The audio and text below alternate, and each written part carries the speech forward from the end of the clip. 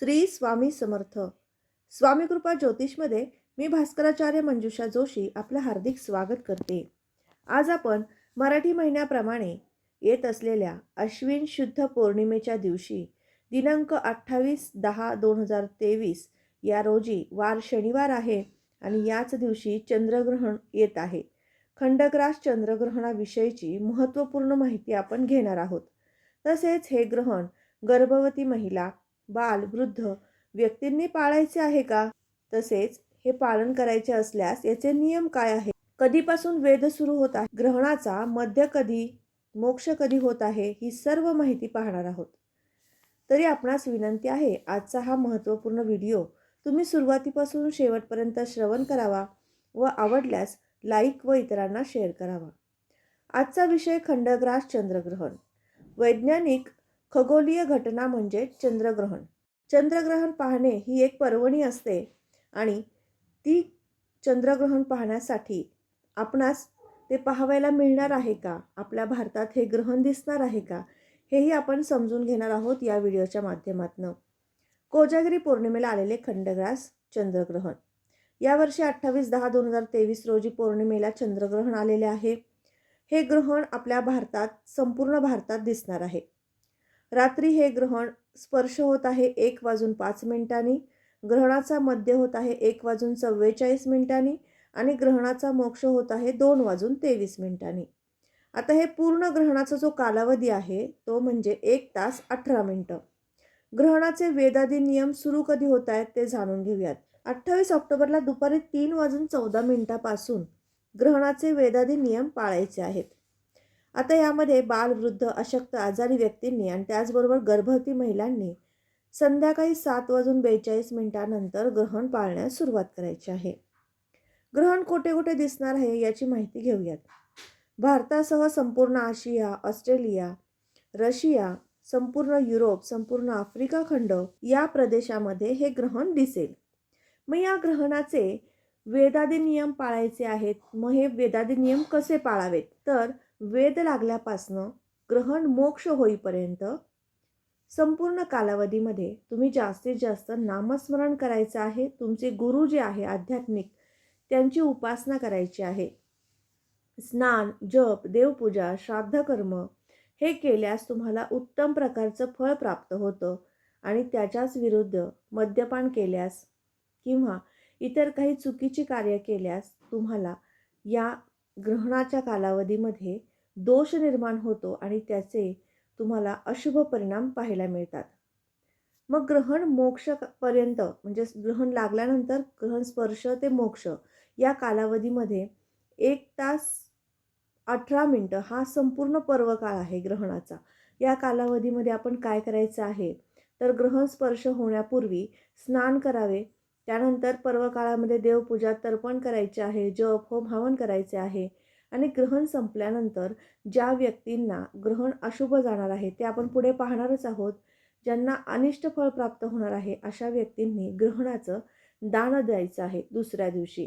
ते दान कसं द्यायचं आहे तर तुम्ही त्या दानामध्ये पांढऱ्या रंगाची वस्तू, पांढऱ्या रंगाचे गोड पदार्थ हे तुम्ही दान देऊ शकता. दान सामुग्रीमध्ये पांढऱ्या रंगाचे वस्त्र 1.25 मीटर घ्यायचे आहे, 1.25 किलो साखर घ्यायची आहे, 1 शंख घ्यायचा आहे, त्याचबरोबर 1.25 किलो तांदूळ घ्यायचे आहेत आणि हे तुम्ही सर्व पदार्थ शंकराच्या मंदिरामध्ये किंवा एखाद्या ब्राह्मणास दान म्हणून देऊ शकता.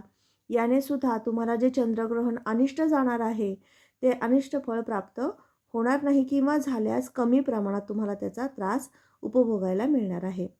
आता आपण जाणून घेणार आहोत तुमच्या राशीला हे ग्रहण कसं फळ देणार आहे.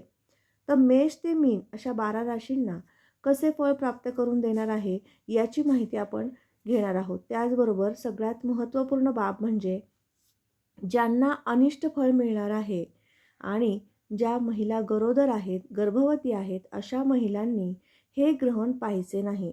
ज्यांना शुभ आणि संमिश्र फळ प्राप्त होणार आहे अशा व्यक्तींनी ग्रहण पाहावे. याचे शुभ परिणाम तुम्हाला नक्कीच पाहावयास मिळतील. मेष राशीच्या जातकांना या दिवशी थोडासा मानसिक ताण तणाव जाणवणार आहे किंवा चिडचिड होऊ शकते. हे एक अशुभ परिणाम प्राप्त होऊ शकतात. वृषभ राशीच्या जातकांना या दिवशी अनिष्ट फळ असे मिळणार आहे की धन संचय करणार आहात किंवा एखाद्या ठिकाणी गुंतवणूक करणार असाल तर तो दिवस तुम्हाला अशुभ ठरणार आहे. त्या दिवशी तुमच्याकडनं एखादं महत्त्वपूर्ण कार्य अपूर्ण राहण्याची शक्यता आहे. त्यामुळे तुम्ही हे ग्रहण पाहायचं नाही आहे. त्यानंतर तिसरी रास म्हणजे मिथुन रास. तर मिथुन राशीला अत्यंत शुभ फळ प्रदान करणार आहे. तुमच्या पराक्रमातनं, परिश्रमातनं तुम्हाला कीर्ती, प्रसिद्धी प्राप्त करून देणार आहे. त्यामुळे तुम्हाला हे चंद्रग्रहण पाहणं अत्यंत लाभदायक ठरणार आहे. पुढील रास आहे कर्क रास. कर्क राशीच्या जातकांना वाहन वास्तूचं संपूर्ण महिनाभर सुख प्रदान करणार आहे. चंद्रदेवांची उपासना, इंद्रदेवांची उपासना केली तर नक्कीच तुम्हाला लाभ प्राप्त होईल. त्याचबरोबर चंद्रग्रहण ज्या दिवशी आहे त्या दिवशी तुम्ही नमः शिवाय या मंत्राचा जप केला तर आरोग्यवृद्धी होईल. सिंह राशीच्या जातकांना संमिश्र फळ प्राप्त होणार आहे. शिक्षणामध्ये वृद्धी होणार आहे, अडचणी पण येणार आहेत. त्यामुळे संमिश्र फळ प्रदान करून घेणारं चंद्रग्रहणाचं तुम्हाला फळ प्राप्त होऊ शकेल. याचबरोबर तुम्हाला करिअरची संधीसुद्धा प्राप्त होऊ शकेल. असंही ग्रहमान तुम्हाला या चंद्रग्रहणाच्या पाहण्याने प्राप्त होणार आहे. यानंतर पुढील रास म्हणजे कन्या रास. कन्या राशीच्या जातकांना मात्र हे ग्रहण अशुभ आहे. रोगहित्र शत्रूंचा त्रास वाढू शकेल. त्याचबरोबर खरेदी विक्री संदर्भातील तुमचे व्यापार असतील तर त्यामध्ये सुद्धा तुम्हाला समाधानकारक ग्रहमान प्राप्त करून देणार नाही. असं काहीसं अडचणी आणून देणारं कामसुद्धा होऊ शकेल. त्यामुळे त्यांनी हे चंद्रग्रहण पाहायचं नाही. यानंतर पुढील रास म्हणजे तुळ रास. तुळ राशीच्या जातकांना सुद्धा संमिश्र फळ प्राप्त होणार आहे. कारण हे सप्तम स्थानातील रास आहे. सप्तम स्थानात चंद्र आल्यामुळे तुम्हाला थोडासा स्वभाव चंचल होऊ शकतो. तेवढाच समाधानी पण राहू शकते. अर्धा दिवस तुम्ही एखाद्या शंका कुशंका काढण्यामध्ये वेळ वाया घालवू शकाल. त्यामुळे नक्कीच तुम्हाला हे संमिश्र फळ प्राप्त करून देणारं ग्रहण ठरणार आहे. पुढील रास म्हणजे वृश्चिक रास. वृश्चिक राशीला अत्यंत लाभदायक फळ प्राप्त होणार आहे.